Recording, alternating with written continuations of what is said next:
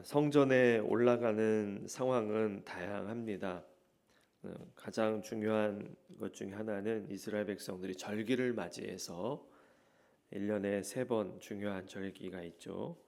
그 절기에 모든 이스라엘 백성들, 특히 우리 남성들은 성인 남성들은 꼭 예루살렘 성전을 절기를 맞이해서 방문을 해야 했습니다.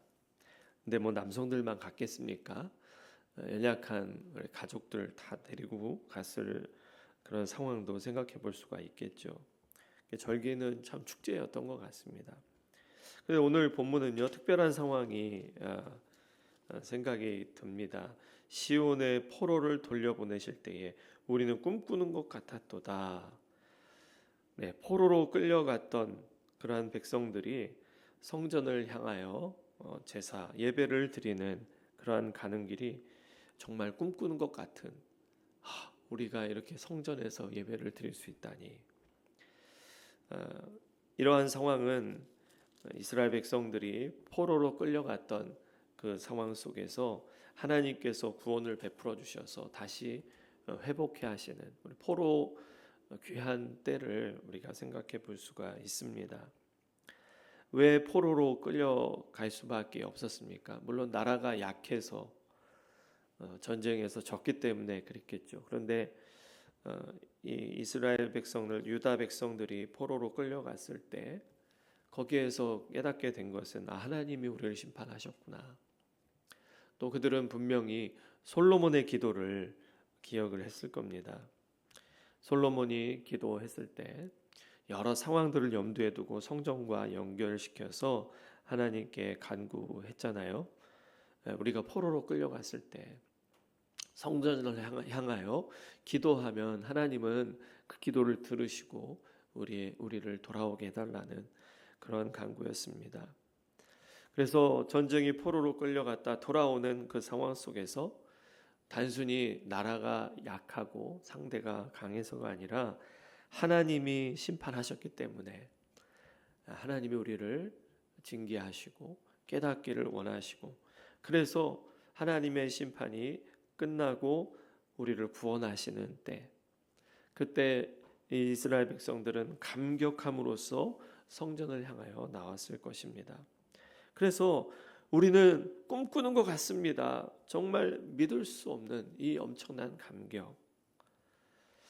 고레스 칙령 때를 의미할 겁니다. 웃음과 찬양이 터져 나오고 이방인들도 살아계신 하나님, 그 고레스의 입에서 하나님을 찬양하는 일들이 있지 않았습니까?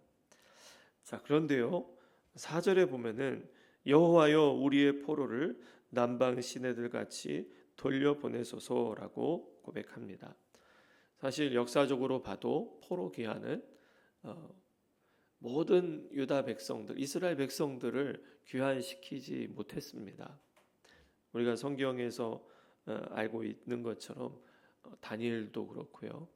그리고 에스더와 모르드게, 이러한 우리가 알고 있는 사람들도 사실은 그 페르시아에서 계속 살면서 하나님이 어떠한 분이신지를 드러내는, 또 남아있는 백성들도 하나님이 보호하시고 구원하신다는 것을 그렇게 나타내 주었습니다.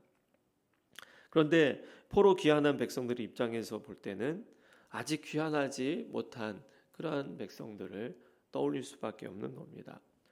심지어는 가족들 안에서도 누구는 돌아왔는데 누구는 못 돌아오는, 거기서 또 해야 할 일이 있기 때문에 못 들어오는 경우도 있었을 겁니다. 그래서 여전히 포로들을 돌려보내달라, 그렇게 고백을 하는 것이죠. 그리고 이 전쟁의 상황이 완전히 끝냈다기보다, 완전히 독립했다기보다 여전히 피지배 국가인 겁니다. 완전히 해방된 것은 아니죠. 지배자들의 그 넓은 아량으로 통치의 그러한 방식을 따라서 고향으로 돌아가게끔 해준 것뿐입니다. 그러니까 여전히 남아 있는 겁니다. 여러분, 우리가 예수님의 이름으로 구원받았다고 해서 모든 것이 다 해결되고 이 땅이 천국으로 바뀌는 게 아니잖아요.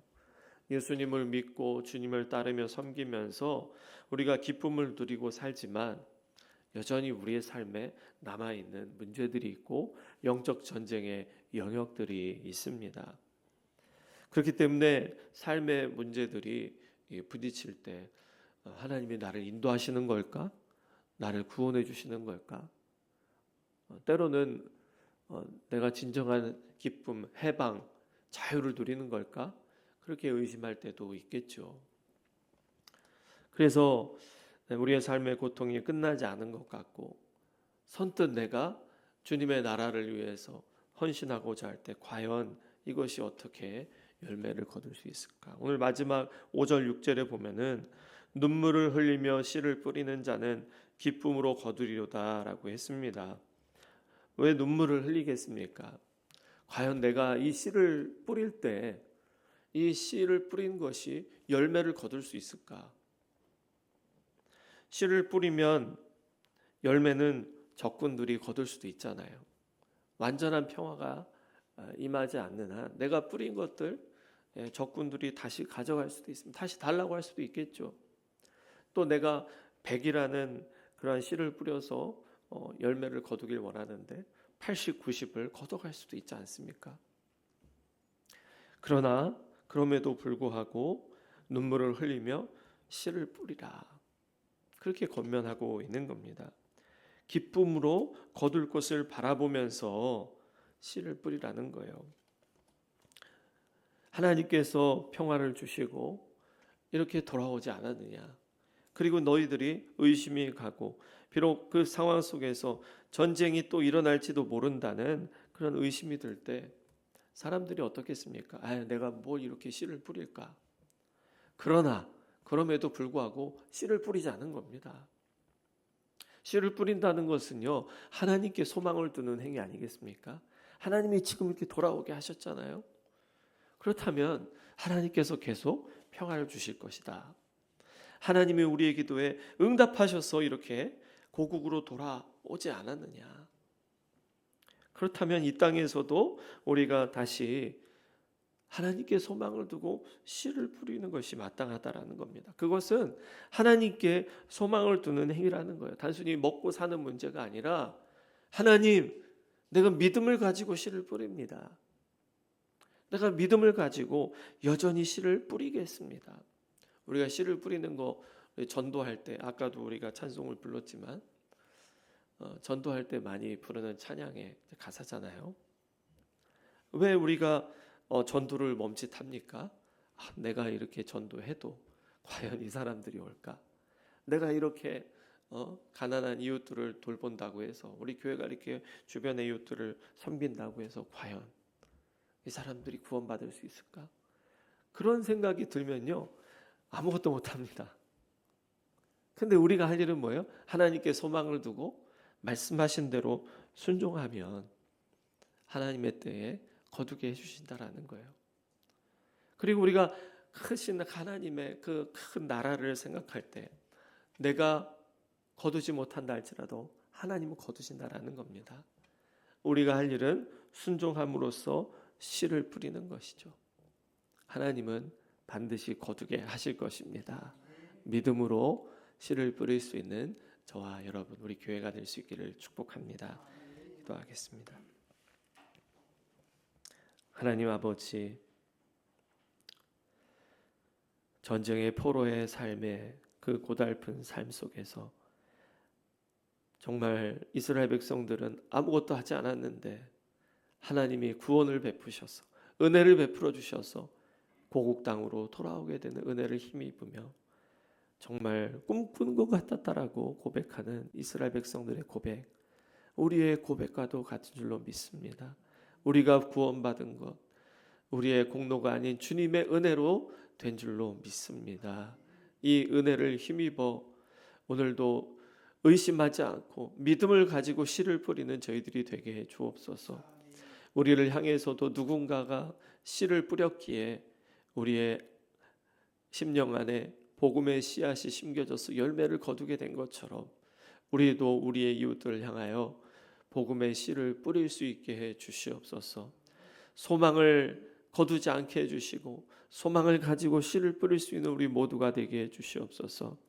우리의 이웃들을 향하여서 참 여러 가지 방법으로 그들에게 다가가 복음을 전하고 또 교회를 소개하고 그리스도의 사랑을 나누고 있습니다. 주님, 이 모든 과정을 주님께서 인도해 주옵소서. 우리의 마음속에 혹시 절망으로 가득 차 있고 낙심하여서 아예 씨를 뿌리지 않고 싶은 마음이 든다 할 때에 다시 하나님께 소망을 두게 해주시고 믿음으로 주님이 인도해 주시는 대로 우리가 순종하며 또 씨를 뿌리게 해 주옵소서. 반드시 주님 거두게 하실 것을 믿고 오늘도 또한 기도하며 중보기도하며 믿음의 씨를 심기를 원합니다.